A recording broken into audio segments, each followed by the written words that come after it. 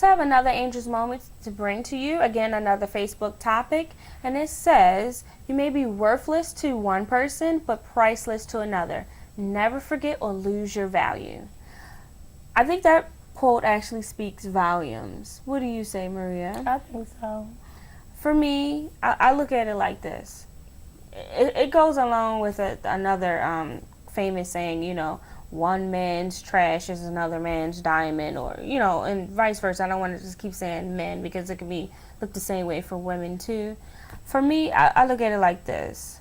You have friendships, whether it's casual, business, true, you know, relationship, friendship, because ship indicates, you know, relate. Let me start over. A relationship is this. The root word of relationship is relate. You're supposed to be relating to one another. And I feel like a lot of times we lose sight of that in relationships. We become so complacent with just the title that we forgot why we were in a relationship in the first place. Yes. Which is simply to relate to one another, to find one person to actually grow and live life with. You're going to have your ups and downs. There's always going to be troughs and everything else. But essentially, you're supposed to be there to relate to one another. And if that person is making you feel worthless, then to whom is he relating to? That's the part that we're missing. Because a lot of times when the other person is being super domineering and super controlling and just rah, you know, you can't even find the words to articulate exactly what's going on in your relationship.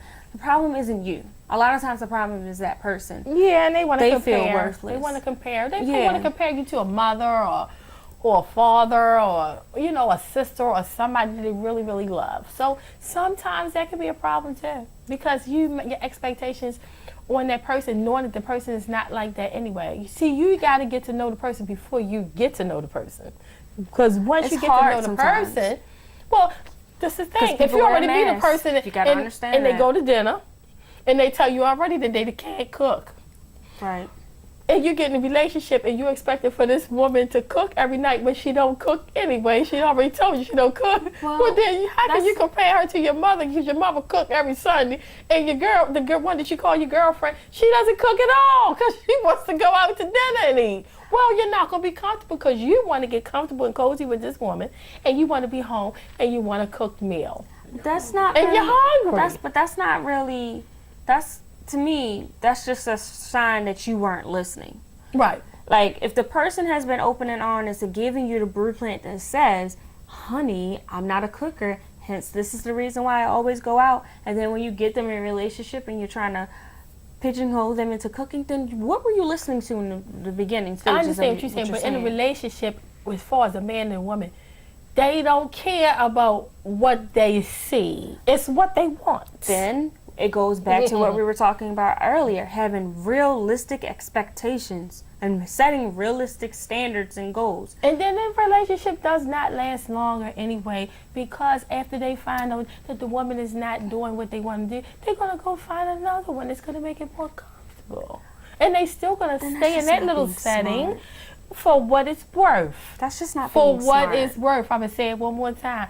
They put for what it's worth, that's where they're going to be to make it comfortable at the time. But they're still going to go out and want what they want from somebody else if they're not going to give it to. What's the point of being in a relationship? You can just stay friends. Call them when we're ready to go out. You have a problem with the word relationship. I hate it. Like, every time we bring up the topic relationship, you go straight off on a tangent. Like, I just can't deal with it. Because I think it's the word relationship. It's hard. Because it's hard. Even with the word like ship indicates like two people together. And they don't be together though. That's what I'm saying. Two people together relating. Friendship means two people together, you know, just creating a friendship, which you diverge into a relationship, which essentially is still relating to one another. Yeah, but so they don't stop relate. running away from the word. It's just a word. Yeah, but they don't relate. They don't relate. It's just a word. Regardless if you want to call it a relationship or a friendship, for Maria's sake, it's the same thing. Like, even when you're just being friends with someone, like if I was being friends with Maria, I can't expect her to go against her core things if she's already openly, let's just say you say, I don't like peanuts. but I want you to make me a peanut butter sandwich, and you're allergic to it, and you told me that the first day, how can I expect you to assimilate my needs of wanting peanut butter when you've already openly told me that's just not your thing? Right. I mean, I understand what you're saying. Like, if somebody telling you that this is what I don't do, this is what I won't do, this is what I'm not going to do.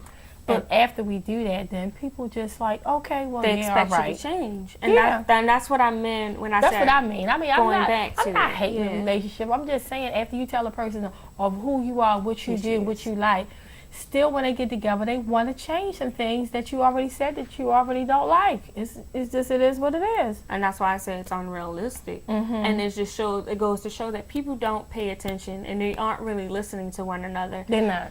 They hear you, but they aren't essentially listening to the words that you're saying. They're not hearing you when you say, these are my goals, these are the things that I want out of life, this is where I'm going. And if you want to get in a relationship with me, I expect you to relate to those things and come with me. Yeah, that's true. You know, relationship is about finding a partner who will go and travel through life with. That's the point of building a relationship, building a friendship, and y'all getting do married. It together. Right. Y'all do it together. And that's like a bond. You know what I mean? Like, you really have to find somebody that you can connect with. That's the hard part. That's how I look at it. Because people are so guarded, and I'm one of it, I'm being honest, so guarded that they feel as though it's hard to relate to a person like me who's super guarded. Because my thing is, I know most people wear masks. Whereas for me, I am who I am. Either you're going to like me or you're not. I love the open and shut door case person because at least I know where I stand. They can be abrupt, can be obnoxious sometimes, but at least you know where that you stand. When most people, they have that mask on and they don't reveal it until they're comfortable. But you on the other side, though, you have people that will reveal who they are and what they are. And you just don't listen. And they just don't listen after you tell them, because me, I'm the type of person, I'm gonna tell you from A to B who I am, how it's happening, and how it's gonna happen, and what's not gonna happen. Yeah, me too. And then you can still take it how you want to take it, and then it turns out crazy. And you can accept the challenge to try to change Angel, but in the end, even if I'm nice enough to assimilate for a small measure of time, in the end, I'm going to revert back to who? Being Angel. Right. And I told you who I was from the get-go. I don't lie about it. I'm the type of girl who does not hang out with a whole bunch of girls. It's just not in my personality to do that. I'm the type of girl who has a girl best friend and a guy best friend. And if you cannot accept that, why get in a relationship with me just to say, I don't want you to hang around no males no more, when I done already told you, monkey tail, that I'm not doing that. Like, that's not me. And that goes back to, you're not listening to the person in the beginning stages, the core moments of the foundation building. When people, they don't listen. I mean, they just really don't. You have to really talk it out with a person. Spend more time in conversation and listen to them. And don't lie. Don't lie about yourself. And don't play games. Because see, for me, I'm a serious type of person. I guess the hardcore lesson of that quote is just knowing oneself, understanding when to let go. Because if one person is making you feel truly, truly worthless, you have to understand, let go, and realize there's another person out there who will treat you as if you're that priceless treasure that you've always been, like your daddy taught you. And if your daddy didn't teach you that, there's another male role model out there or another female role model that let you know that you are a queen and you should not be treated that way. Right. That's a true statement. And that's just where it is. We have to learn, and this is a problem that I had to learn myself, when to let go, when to move on, and when to say I tried. Yeah. You know, as far as I'm concerned, I let it go. It might be still in that process, but I've already let it go. You're gone. You know, I'm already gone, straight gone. Wait up. You know, and I just, because with our people, I mean, let me take it back. I can take it back. But with our people, who's our people? Say it. Our black brothers and sisters. We have to watch accordingly. Because it's so serious how people take things after they get clowned out or get caught. They might not know or what get serious. Girl. Choose some other non-colloquial terms. Girl, I'm just keeping it real right now. Okay, clown mean you just know you shouldn't even have carried it like that, and you just did. Yeah. And it turns out to be very nasty. For me, I don't want to see bloodshed, I don't want to go to jail, and I don't want to be out of anything, because I'm not in my lifetime to lose anything.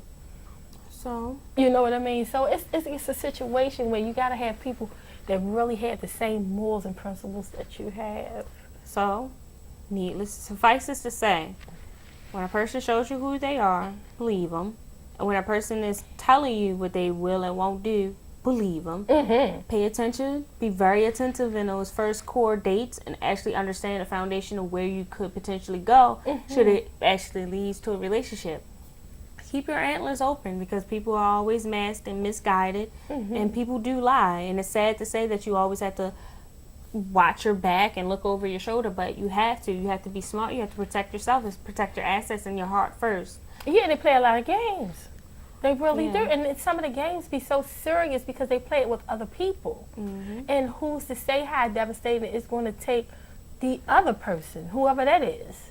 Because everything is so, you know what I mean, it's mixed up here. We got women with women, we got men with women, we got men that, we got all kinds of stuff going on. So, you know, sometimes, like say if you're in a relationship and you feel as though that your man might be messing with a woman, he could be messing with a man. So that could take you to another level. You know, so many things could take you to different levels because you didn't never experience it before. You know what I mean? So that's why it all leads back to the core of just being honest and being true to oneself and just saying who you are.